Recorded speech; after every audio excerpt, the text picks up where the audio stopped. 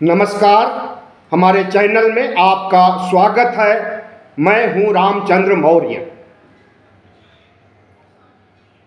गृह मंत्री अमित शाह ने जिस तरह से बाबा साहब डॉक्टर भीमराव का अपमान किया राज्यसभा में, उसी तरह से कल 25 दिसंबर को पटना में महात्मा गांधी को भी अपमानित किया गया है। महात्मा गांधी का प्रिय भजन रघुपति राघव राजा राम, पतित पावन सीता राम, ईश्वर अल्लाह तेरो नाम, सबको सन्मति दे भगवान। भारतीय जनता पार्टी ने इस गांधी जी के भजन का भी विरोध किया है। क्यों विरोध किया है? क्योंकि इसमें अल्लाह का भी नाम आता है। भारतीय जनता पार्टी को धर्मनिरपेक्षता पसंद नहीं है। भारतीय जनता पार्टी आरएसएस को इस देश में हिंदू धर्म के अलावा कोई भी धर्म नहीं पसंद है। चाहे वह बौद्ध धर्म हो, चाहे वह इस्लाम धर्म हो, चाहे वह ईसाई धर्म हो, चाहे जैन धर्म हो, तमाम धर्मों की फेहरिस्त है। लेकिन भारतीय जनता पार्टी को सिर्फ और सिर्फ हिंदू धर्म पसंद है और उसी हिंदू धर्म के आधार पर इस देश को हिंदू राष्ट्र बनाना चाहती है। ऐसे में पटना में आयोजित पूर्व प्रधानमंत्री अटल बिहारी वाजपेयी के 100 साल पूरे होने पर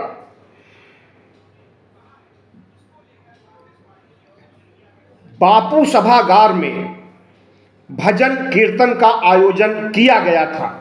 उसमें बिहार की प्रमुख गायिका देविका ने हिस्सा लिया और रघुपति राघव राजा राम, ईश्वर अल्लाह तेरो नाम का जैसे ही उच्चारण किया, भारतीय जनता पार्टी के लोगों ने हंगामा खड़ा कर दिया, देविका से माफी मंगवाया और उन्हें मंच से उतार दिया। मंच से उतारने वालों में भारतीय जनता पार्टी के प्रमुख नेता बिहार के अश्विनी चौबे भी थे और भारतीय जनता पार्टी आरएसएस के जितने लोग वहां मौजूद थे, सभी ने विरोध किया। हम कह रहे हैं कि अटल बिहारी वाजपेयी जिस तरह के इंसान थे, क्या उनकी आत्मा को शांति मिलेगी 100 साल पूरे होने पर, जब उन्हें याद किया जा रहा है और महात्मा गांधी के प्रिय भजन का उच्चारण किया जा रहा है?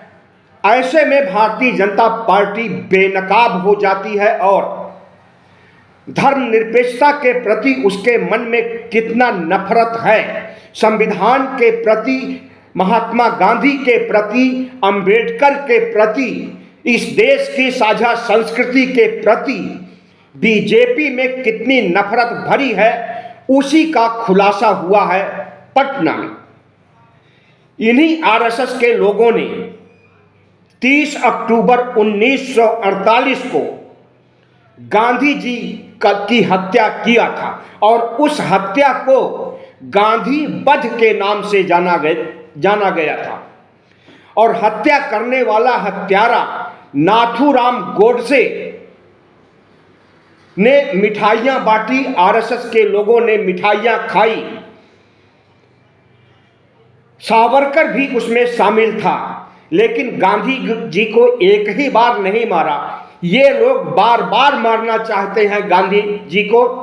और हिंदू महासभा के लोग तो अब भी गांधी जी का पुतला बना करके सरेआम गोली चलाते हैं, पुतले से खून निकलता है तो खून को देख करके आह्लादित हो उठते हैं। हम प्रधानमंत्री नरेंद्र मोदी से सवाल पूछते हैं कि भारत धर्मनिरपेक्ष राष्ट्र है, भारत संविधान से चल रहा है, भारत में महात्मा गांधी को राष्ट्रपिता कहा जाता है, तो राष्ट्रपिता का अपमान क्या वह बर्दाश्त करेंगे?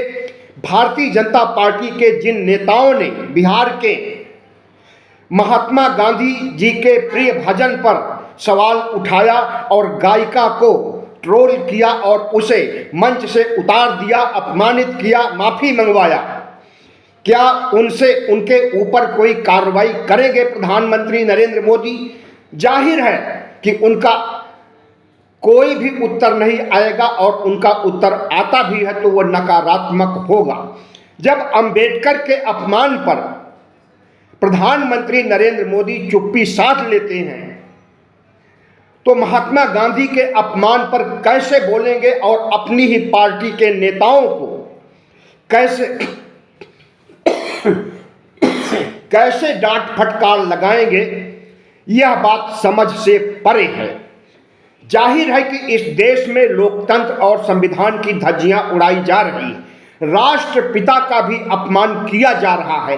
राष्ट्रपिता को गोली मारने वाले लोग आज सत्ता में आ गए हैं, गांधी जी का नाम लेकर, संविधान का नाम लेकर और बाबा साहब डॉक्टर भीमराव अंबेडकर का नाम लेकर के, उसी संविधान की कसम खा करके शपथ लिया प्रधानमंत्री नरेंद्र मोदी ने तीसरी बार। और तीसरी बार जब शपथ ले रहे थे तो पहले संविधान को माथे से लगाया, संविधान को नमन किया, उसके बाद जाकर के शपथ ग्रहण किया 9 जून 2024 को। लेकिन उसी संविधान की धज्जियां उड़ाई जा रही है, उसी संविधान निर्माता की धज्जियां उड़ाई जा रही है, उसी राष्ट्रपिता की पहले हत्या की गई और अब उसकी विचारधारा गांधीवाद और गांधी जी के प्रिय भजन की हत्या की जा रही है। और जिस तरह से यह काम भारतीय जनता पार्टी आरएसएस के लोग कर रहे हैं, पूरा देश देख रहा है। इस देश के लोगों को अब यह सुनिश्चित करना पड़ेगा कि भारतीय जनता पार्टी देशद्रोही पार्टी है, गद्दार है, संविधान के प्रति भी गद्दार है, राष्ट्र निर्माता बाबा साहब डॉक्टर भीमराव के प्रति भी गद्दार है, महात्मा गांधी राष्ट्रपिता के साथ भी गद्दारी किया है। इसलिए ऐसी गद्दार पार्टी को सत्ता में नहीं लाना होगा, इनके वोट पर चोट करना होगा। और अगर अब की बार इन्हें पूरी मेजॉरिटी के साथ 272 से अधिक सीटें अगर मिलती हैं और अगर 300 या 400 सीटें मिलती हैं तो यह देश को ही खत्म कर देंगे। संविधान तो खत्म करेंगे ही, लोकतंत्र को खत्म करके राजतंत्र बना देंगे। बिहार में जो कुछ हुआ है यह छोटी घटना नहीं है। अगर गांधी जी को गोली मारी जाती है, उनके पुतले को आज गोली मारी जा रही है और उनकी विचारधारा, उनके प्रिय भजन का कत्लेआम किया जा रहा है, तो यह राष्ट्रपिता के साथ गद्दारी है। और इस गद्दारी को अगर प्रधानमंत्री देखते हुए नजरअंदाज करते हैं, बाबा साहब डॉक्टर भीमराव अंबेडकर का अपमान करते हुए उसे भी नजरअंदाज करते हैं, तो माना जाएगा कि प्रधानमंत्री नरेंद्र मोदी प्रधानमंत्री पद के लायक नहीं हैं, अपने पद की गरिमा को खत्म कर रहे हैं। और उनकी पार्टी जिस तरह से देशद्रोही गतिविधियों पर उतरी हुई है, हमें लगता है कि अब भारतीय जनता पार्टी के दिन पूरे होने वाले हैं।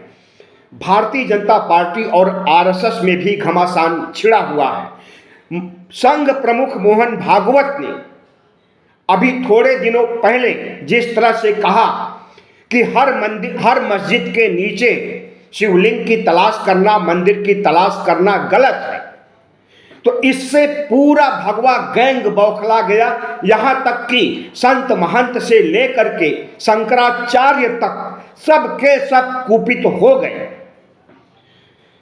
हम मोहन भागवत का समर्थन नहीं करते हैं विचारधारा के स्तर पर, लेकिन मोहन भागवत को सद्बुद्धि आई और उन्हें लगा कि हर मस्जिद को गिराना, ढहाना, हर मस्जिद का सर्वे कराना और इस देश के सौहार्द को खत्म करना, मुस्लिमों के पुरावशेष को गिराना अगर गलत है तो उसे गलत कह करके अगर मोहन भागवत ने यह संदेश दिया है कि भारतीय जनता पार्टी जिस तरह से हिंदू मुस्लिम करके सांप्रदायिकता बढ़ा रही है, इसके लिए वह अगर दंगे भड़कते हैं तो वही जिम्मेदार मानी जाएगी। जिस तरह से अयोध्या में राम मंदिर बनने के बाद पूरे देश में कोहराम मचा हुआ है और पूरे देश की मस्जिदों को निशाना बनाने का काम किया जा रहा है। हर जगह सर्वे कराया जा रहा है, खुदाई कराई जा रही है। संभल, वाराणसी में काशी का मस्जिद और राजस्थान में अजमेर दरगाह, ऐसे तमाम मस्जिद हैं जहां पर दरगाह हैं, जहां पर उपद्रव मचाए हुए हैं भारतीय जनता पार्टी आरएसएस के लोग। और जब उन्हें संघ प्रमुख नसीहत देते हैं तो संघ प्रमुख के प्रति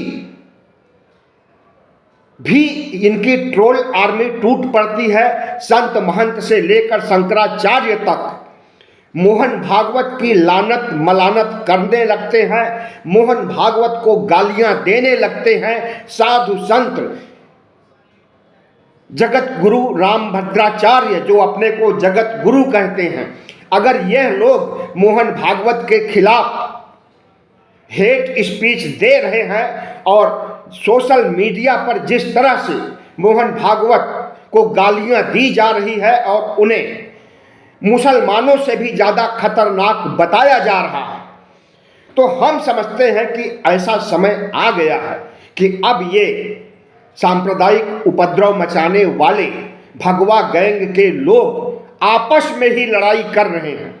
मोहन भागवत जिस संस्था, जिस संगठन के प्रमुख हैं, वह आरएसएस है और आरएसएस के ही तमाम आनुषंगिक संगठन हिंदुओं के कट्टरपंथी संगठन हैं। अगर मोहन भागवत और भगवा गैंग के बीच घमासान छिड़ा हुआ है तो हमें लगता है कि इनकी मानसिकता इतनी दूषित हो चुकी है कि आपस में ही लड़कट मरेंगे। मुसलमान इनके सबसे बड़े दुश्मन हैं। सिर्फ मुसलमान ही नहीं, बौद्धों के बौद्ध स्थलों को भी निशाना बनाया जा रहा है। बदायूं में एक जगह बौद्ध स्थल है, अशोक पर्यटन स्थल नाम दिया गया था 2016 में, जब अखिलेश यादव की सरकार थी। बदायूं कचहरी से 4 किलोमीटर दूर यहाँ पर भी आरएसएस बजरंग दल के लोगों ने तोड़ फोड़ किया है, बुद्ध और बाबा साहब की मूर्तियों को तोड़ा है और वहाँ पर भी कब्जा करने की कोशिशें की जा रही। वहाँ के 4 भंते को गिरफ्तार कर लिया इनके दरोगा ने और बहुत हो हल्ला मचा, तब जाकर के 20 दिसंबर को उन्हें छोड़ा गया। तो ये सभी धर्मों के दुश्मन बन गए हैं, खास करके इस्लाम धर्म को निशाना बना रहे हैं, उनके पूजा घरों को क्षति पहुंचा रहे हैं, उसके नीचे मंदिर मस्जिद की तलाश कर रहे हैं। तो इनके दायरे में, उपद्रव के दायरे में बाबा साहब डॉक्टर भीमराव अंबेडकर हैं, उन्हें अपमानित किया खुद गृह मंत्री ने। संविधान है जिसे कि ये खत्म करना चाहते हैं, मनुस्मृति को लागू करना चाहते हैं, हिंदू राष्ट्र बनाना चाहते हैं 2025 तक। और अब राष्ट्रपिता महात्मा गांधी के ऊपर भी उनकी विचारधारा, उनके भजन, उनके गांधीवाद, गांधी दर्शन पर भी अटैक कर रहे हैं, क्योंकि गांधी जी हिंदू धर्म को मानते हुए, राम को मानते हुए भी धर्मनिरपेक्ष थे, सभी धर्मों में उनकी आस्था थी। इसीलिए उन्होंने अपने भजन में अल्लाह को भी शामिल कर लिया और यह अल्लाह को शामिल करना हिंदू कट्टरपंथियों को पसंद नहीं आ रहा। इसकी वजह से राष्ट्रपिता का गौरव, राष्ट्रपिता को जो सम्मान दिया जाता है, वह सब कुछ चौपट कर रहे हैं और सिर्फ नरेंद्र मोदी को ईश्वर मान रहे हैं। नरेंद्र मोदी खुद अपने को ईश्वर का अवतार कह रहे हैं और मंदिर प्रमुख, राम मंदिर प्रमुख कमेटी के प्रमुख चंपत राय ने तो इन्हें विष्णु का 11वां अवतार घोषित कर दिया।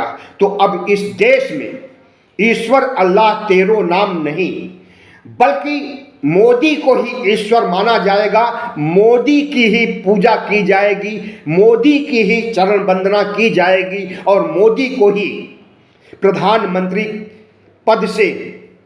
पद पर सुशोभित करने के लिए षड्यंत्र रचा जाएगा। बहुत बहुत धन्यवाद। हमारे चैनल को सब्सक्राइब कीजिएगा, लाइक कीजिएगा और शेयर कीजिएगा।